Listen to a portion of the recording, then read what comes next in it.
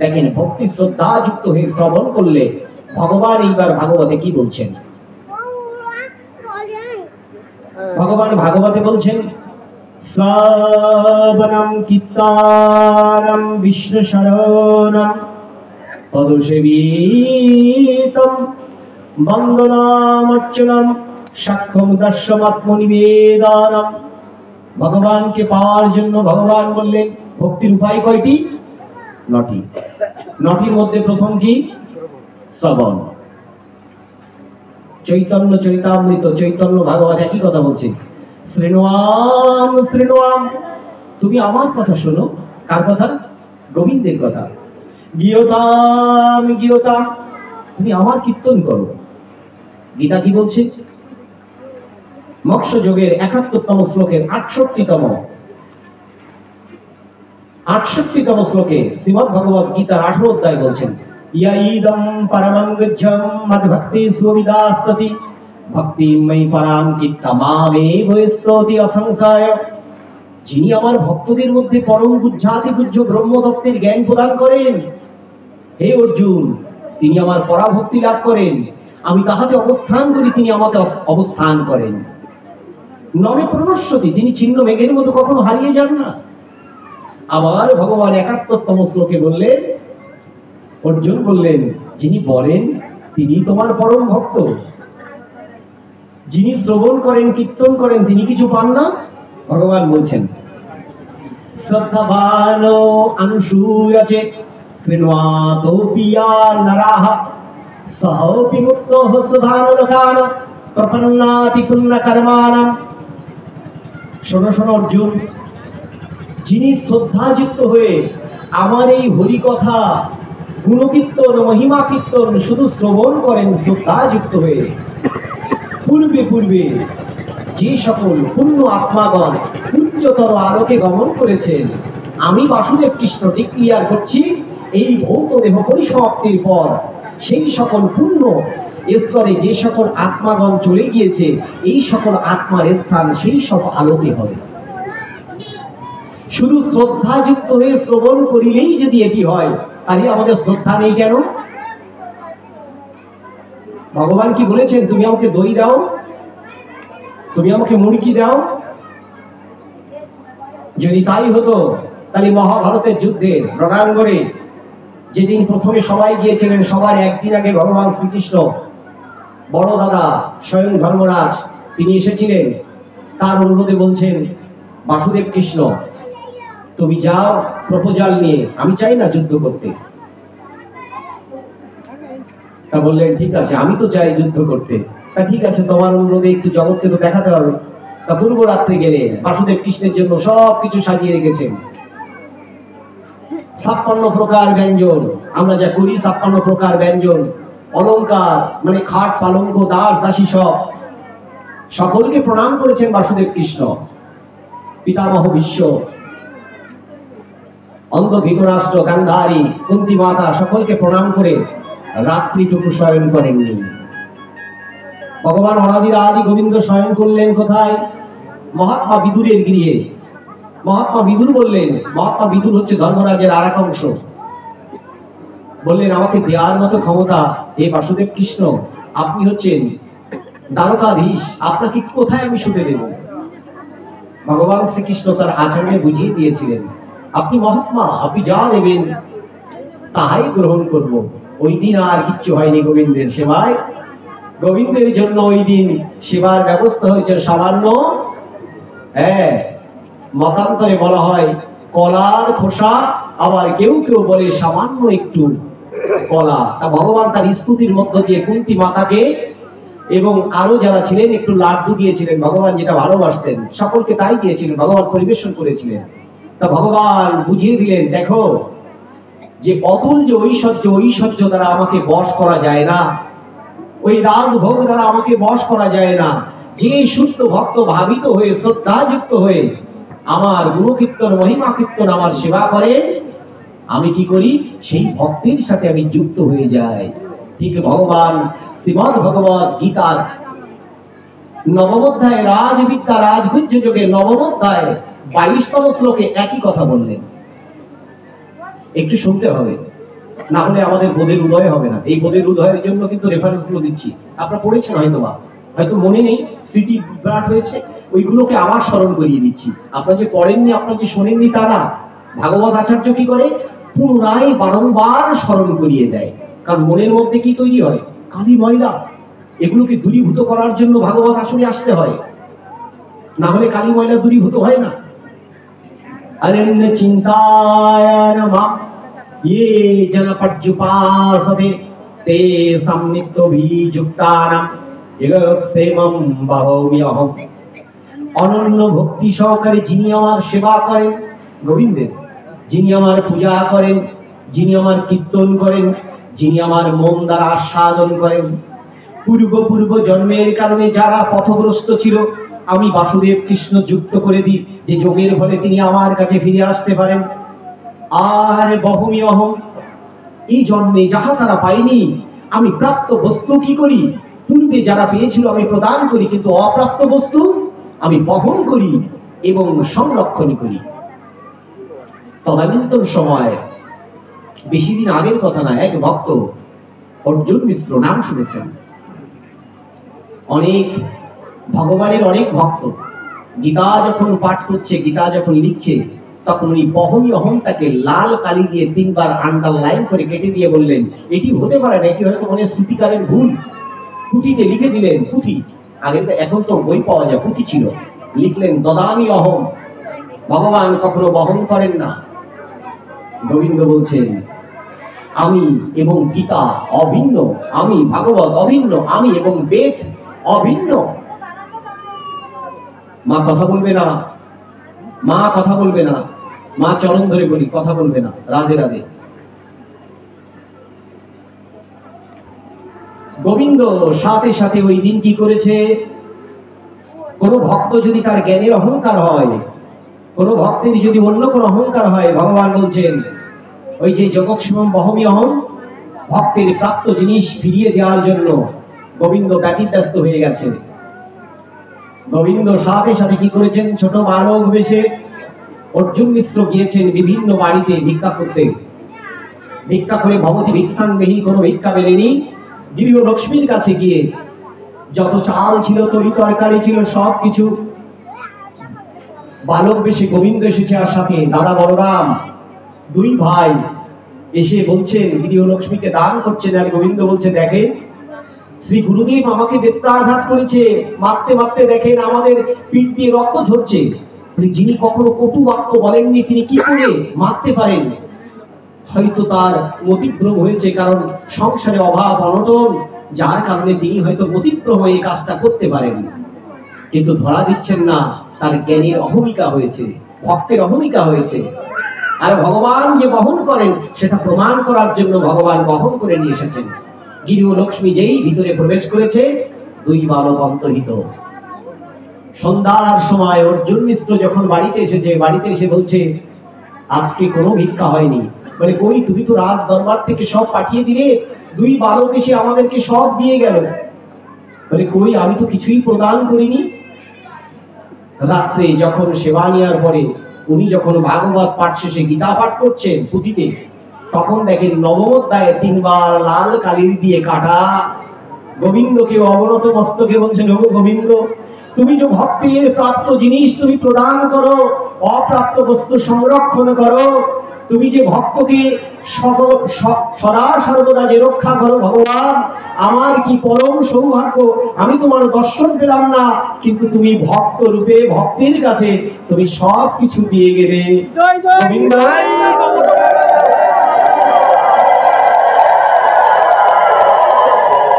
তাই যদি ভাগবতে আপনি আসেন, ভাগবত কথা শুনবেন শ্রদ্ধা যুক্ত হয়ে, ভাগবত কীর্তন করবেন শ্রদ্ধা যুক্ত হয়ে, ভগবানকে সেবা দেবেন শ্রদ্ধা যুক্ত হয়ে, ভগবান অতটুকুই নেন আপনার কাছ থেকে। আমি যে কেশ রেখেছি, এই কেশ কি ধর্ম না, কেশ হচ্ছে সংস্কার। সংস্কার ওইতে রেখেছি, সংস্কার ও দ্বিজ উচ্চতে। দ্বিজ আমার 2 বার জন্ম হয়েছে, উপনয়ন সংস্কার। প্রথম যখন এসেছিলাম শূদ্র, যেদিন আমার পৈতে দেওয়া হলো উপনয়ন, তখন আমি দ্বিজত্ব প্রাপ্ত হলাম। এটি আমার সংস্কার। ঊর্ধ্বপুণ্ড্রক তিলক, এটি গৌড়ীয় পরম্পরার নিত্যানন্দ পরম্পরায় সেই তৃতীয় নয়নকে খুলে দাও, এটি আমার সংস্কার। আমি ধুতি পরেছি, এটি আমার আর্য সংস্কৃতি। এটি ধর্ম নয়, ধর্ম হচ্ছে ভিতরে সত্যকে জানা, সত্য কথা বলা, সত্যের সাথে থাকা, ন্যায় পরায়ণতা, হিংসা না করা, লোভ না করা, অহংকার না করা, দম্ভ না করা, সম্প্রীতির সাথে থাকা, একাকার হয়ে প্রেম ভক্তি দেওয়া, এগুলোই হচ্ছে ধর্ম। কিন্তু সেগুলোর পরিবর্তে আমরা বাহ্যিকতায় সবাই মেতে উঠেছি, আধ্যাত্মিক ধর্মের পথে ম্যাক্সিমাম মানুষ নেই।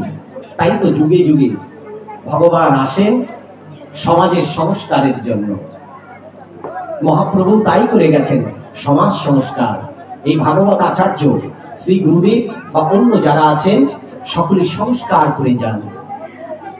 রাধে রাধে, হরে কৃষ্ণ।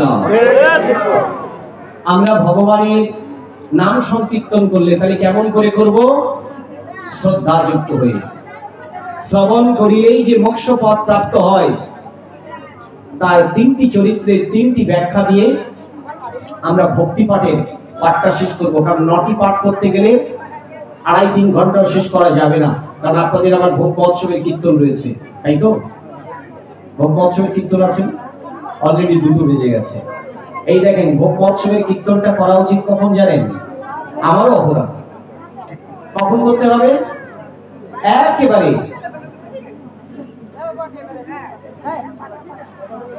শাস্ত্রে বলছে, ইয়ে শাস্ত্রবিদ মুসৃজ্য ভট্টাদি কমকারা কাহা না সসিদ্ধিম নবাপ্নোতি না সুখম না পরাম গতিম তস্মাৎ শাস্ত্র প্রমাণং তে কার্য ব্যবস্থিত জ্ঞাতাসক্তা বিধানাক্তা কর্ম কর্তুমি হরষি। যিনি শাস্ত্রবিধিকে ত্যাগ করে নিজের ইচ্ছা মতো কর্ম করেন, এ বলতেও ইহ জীবনে তার সুখ নেই, পর জীবনে তার শান্তি নেই, শাস্ত্রই তাহার প্রমাণ। এখন আমি দিবাকর কিন্তু পাঠ করে যাচ্ছি ব্যাসপীঠে বসে, মনে করছি বাহ, ভক্তরা তো খুব খাচ্ছে, ভক্তরা তো ঢকঢক করে খাচ্ছে, কিন্তু গোবিন্দ বলছে তুমি যাকে নিয়ে পাঠ করছো আমারই সেবা হলো না, তুমি কার জন্য পাঠ করো? এই জন্য আমাদেরকে এরকম বাতুলতা বা এরকম লোক দেখানো ধর্ম কিন্তু করা যাবে না। আবারও চরণ কমল ধরে বলি, আমাদের ভক্তরা কখন হয় জানেন? সবাই আসে, কমিটিও বাকি করবে, ভক্তরা আসে কমিটি দেখে, কমিটি কখন আমাদেরকে আমার মতো অধম নরাধম কখন একটু খিচুড়ি প্রসাদ বা কখন একটু অন্ন দেবে। তা ঠিক আছে, কাজ কাম শেষ করে আমরা ঢিক ঢিক ঢিক ঢিক করতে করতে 1টার সময় আসি। এখন তো পাঠ শেষ হবে, এখন পেটে খিদা লেগে গেছে, তখন আবার টাইম দেই, প্রভু পাঠ দ্রুত শেষ করেন, আমাদের কীর্তন করতে হবে, তাড়াতাড়ি খেয়ে দিয়ে বাড়ি যাব। অরিজিনাল কিন্তু কিছুই নেওয়া হলো না, ভাগবত কিন্তু এটা নয়। এই জন্য ভাগবতে যখন আসবেন অবশ্যই কিছু নেওয়ার জন্য আসবেন। আপনি নিতে এসেছেন কি? আপনি নিতে এসেছেন ভগবত কৃপা। আপনি দিতে এসেছেন কি?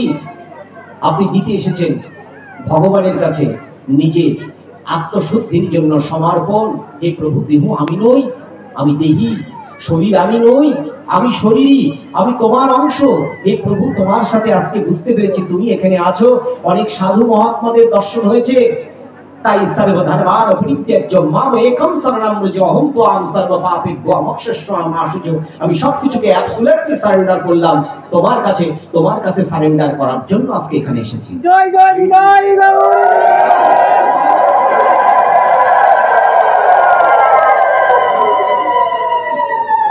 আমাদেরকে ভক্তিমতী মায়েরা, বাবারা, আমাদেরকে অবশ্যই খেয়াল করতে হবে।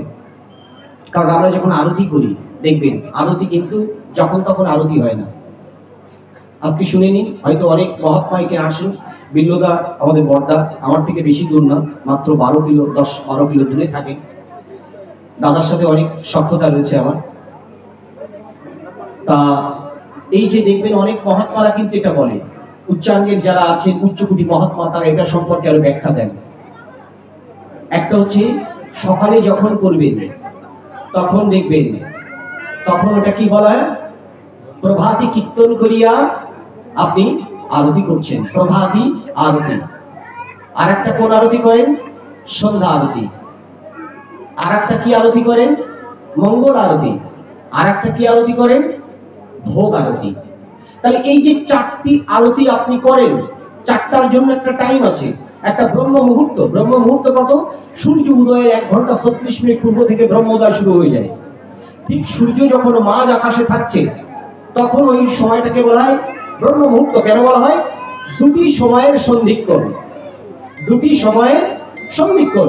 আবার সূর্য যখন অস্তমিত হচ্ছে তখন আবার দিন আর রাত্রে, এটা হচ্ছে সন্ধিক্ষণ। আর রাত 12টায় ঠিক ওই সময় দেখবেন অনেক মহাত্মারা যোগস্থ হয়।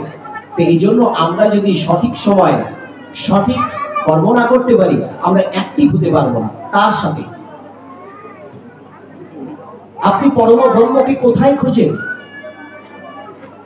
পরম ব্রহ্ম যিনি ওই সপ্ত আকাশের উপরে আছেন, যিনি বৃন্দাবনে আছেন, যিনি মায়াপুরে আছেন,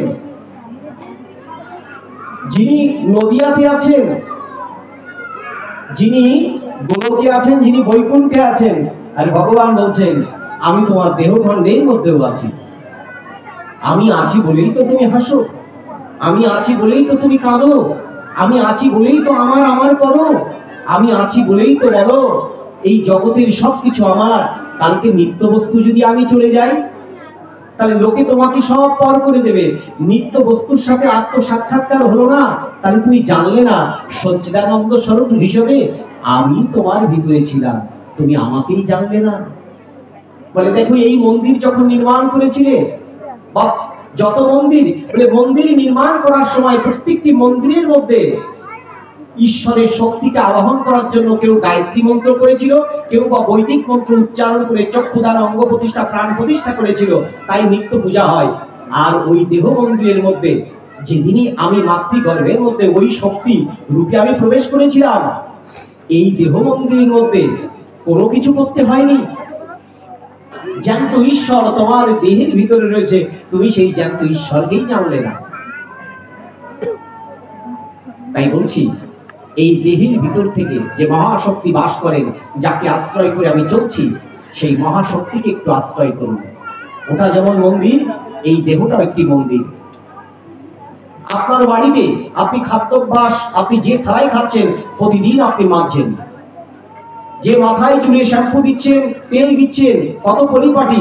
আমরা আজকে ইস্ত্রি করা কত শার্ট ধুতি সব পরে এসেছি, তাই না?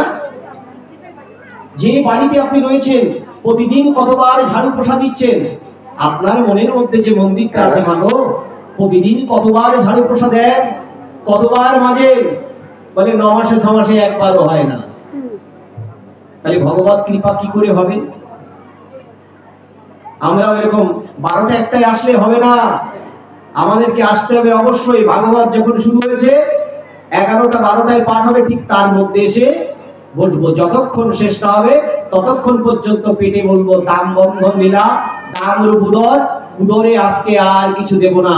বিশ্ব ব্রহ্মাণ্ডের নায়ক এই দেহের মধ্যে আছেন, যার উদরের মধ্যে ব্রহ্মাণ্ড, তা ঠিক আছে, তিনি যেহেতু হৃদয়ের মধ্যে আছেন, তাহলে এই ব্রহ্মাণ্ডের মধ্যে আমি আজকে আর কিছু দেব না।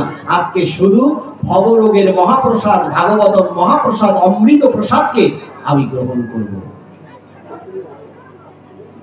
পরীক্ষিত মহারাজ বসে আছেন সামনে, ব্যাসপীঠে প্রবচন করছেন শুকদেব গোস্বামী। সেই তটে আছেন 60,000 মহাত্মা। এই ব্যাসপীঠে বসবেন।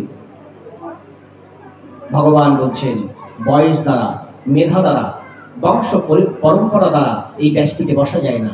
ব্রহ্মের কৃপা যার উপর বর্ষিত হয় তিনি ব্যাসপীঠে বসেন। তাই ব্যাসপীঠে বসলেন উলাঙ্গা নবীন বালক, 16 বছরই বালক তিনি বসলেন। নব যৌবনা, তার বস্ত্র নেই, উত্তরীয় নেই, কিচ্ছু নেই, উলাঙ্গা 16 বছরে। এরপরে বলছেন ব্যাসপীঠে বসেছেন, ঠিক আছে। ব্যাসপীঠে বসতে গেলে স্বয়ং ব্যাস বিষ্ণু স্বরূপ তিনি বসেছেন, উঠতে বসেছেন। পরীক্ষিত মহারাজকে ততক্ষণ পর্যন্ত প্রবচন করেননি। পরীক্ষিত মহারাজ প্রথম আগে কি করলেন? সকল রাজ্য অর্পণ করলেন তার প্রিয় পুত্র জন্মেঞ্জয়ের কাছে। যত যাহা কিছু ছিল ভোগ্য বস্তু সব দান করলেন। একটি কুশাসন নিয়ে গঙ্গার তীরে আসলেন, তখনও হয়নি। গুরুবরণ করলেন, গুরুর চরণ ধৌত করলেন, চরণ কমল। যিনি আর্যাবর্তের রাজা তিনি চরণ ধৌত করছেন একটা নবীন 16 বছরই বালকে। গুরুবরণ হলো, এরপরে নিচে বসলেন, উপরে নয়। গুরুদেবের কাছে প্রশ্ন করছেন, যে প্রশ্নটা কিন্তু গীতাও করেছেন, তদ্বিদ্ধি প্রণিপাতেন পরিপ্রশ্নেন সেবয়া উপদেক্ষান্তিতে জ্ঞানম জ্ঞানীন তত্ত্বদর্শিনী। তুমি সেই তত্ত্বদ্রষ্টা আত্মজ্ঞানী গুরুর কাছে প্রশ্ন করো, কে আমি, কি আমার পরিচয়, কি জন্য আমার আশা, কি আমার আকার, কি আমার বিকার, কোন মার্গকে, কোন পথকে অবলম্বন করলে আমি তাকে পাবো। গুরুর কাছে আত্মজিজ্ঞাসা হয়ে ভাগবতের রস সমৃদ্ধ বহুভাবে ব্যাখ্যা দিয়েছেন। কীর্তনে যদি প্রেম হয়ে যায়, ভাগবতে যদি প্রেম হয়ে যায়, ভক্তি হয়ে যায়, ভক্ত ভগবান একাকার হয়ে যায়। এই ভক্ত ভগবানের একাকার করতে হয়। এই জন্য মাঝে মাঝে আমাদের নাম সংকীর্তন। একা একা কীর্তন করিলে কি হয়, নিজে নিজে উদ্ধার হয়। আর সম্মিলিত ভাবে হরিনাম সংকীর্তন করলে কি হয়, সকল জীব জগৎ, পোকা মাকড়, বৃক্ষ লতাদি সকলের উদ্ধার হয়। এই সকলের উদ্ধারের জন্য সকলে সম্মিলিত ভাবে কি করতে হয়, নাম সংকীর্তন করতে হয়। কেন করব আমি, মনে হতে পারে ভগবান বলছে, দেখো না আমার নির্দেশে সূর্য উদিত হয়, সূর্য প্রতিদিন পূর্ব আকাশে তোমার ভিতরে প্রাণদায়িনী শক্তি দেয়, সে নিঃস্বার্থ ভাবে তোমাকে দিয়ে যায়। আমার নির্দেশে বাতাস প্রবাহিত হয়, সে নিঃস্বার্থ ভাবে তোমাকে পঞ্চ প্রাণবায়ু প্রদান করে। আমার নির্দেশে বরুণ দেব জলের শীতলতা প্রদান করে নিঃস্বার্থ ভাবে। বলে আমার নির্দেশে ভূদেবী মাটি মৃত্তিকা তোমার শস্যাদি থেকে শুরু করে সবকিছু তোমাকে দান করে। আমার নির্দেশে এই যে তুলসী মহারানী দিনে এবং রাত্রে 2 টাইমই অক্সিজেন প্রদান করে, 68 প্রকার রোগের নিরাময় তোমার জন্য দেয়। এমনকি তোমার বাড়িতে যদি কোনো অপশক্তি হয়, তাহলে ওই বৃক্ষটা আগে প্রথমে মরে গিয়ে তোমার জীবন বাঁচিয়ে দেয়। কারণ বলে যায়, তোমার বাড়িতে কোনো অপশক্তি আসছে, তাহলে জগতের সকল প্রাণীকুল, সকল জীবকুল, সকল বৃক্ষ লতাদি সকলেই নিঃস্বার্থ ভাবে কর্ম করছে। তাই তুমি তো নিঃস্বার্থ ভাবে কিছু করলে না, স্বার্থপরের মতো। তাই অন্তত হরিনামের মধ্য দিয়ে অন্তত সকলের উদ্ধারের জন্য একবার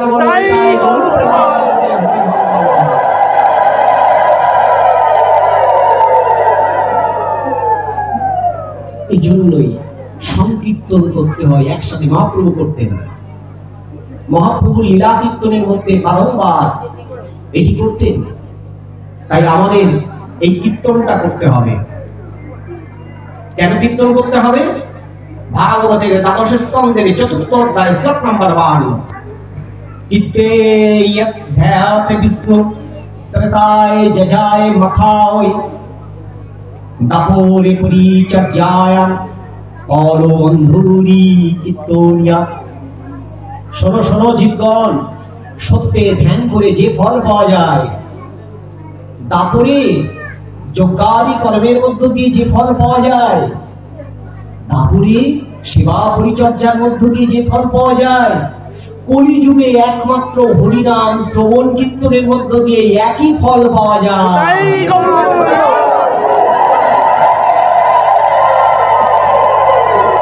তাই বারবার বলছে, তুমি শ্রবণ করো, যদি কীর্তন না করতে পারো, তুমি যদি বোমা হও, তুমি যদি বুঝতেও না পারো, অন্তত কর্ণকুহর দিয়ে শ্রবণ করলেও তোমার মুক্তি হবে, যদি শ্রদ্ধা থাকে।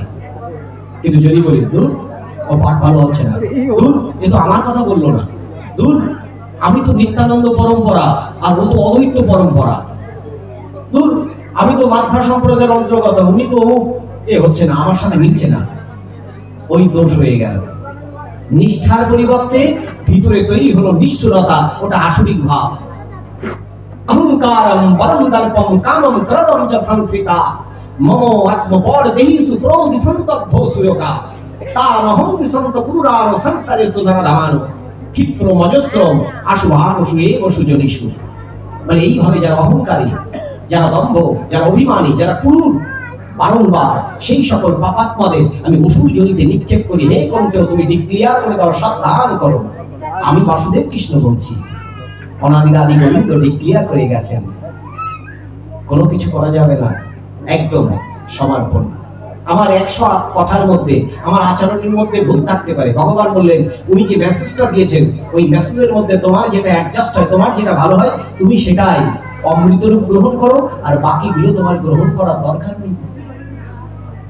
সেটাই নিতে হবে যেটি আমার পারমার্থিক চেতনায় আমাকে নিয়ে যাবে। কারণ সকলের সব কথা ভালো লাগে না, কিন্তু তাই বলে সমালোচনা নিন্দা করা যাবে না, তাহলে আমার ভজন সাধন, আমার নিষ্ঠায় আমার ঘাটতি ঘটবে। রাধে রাধে।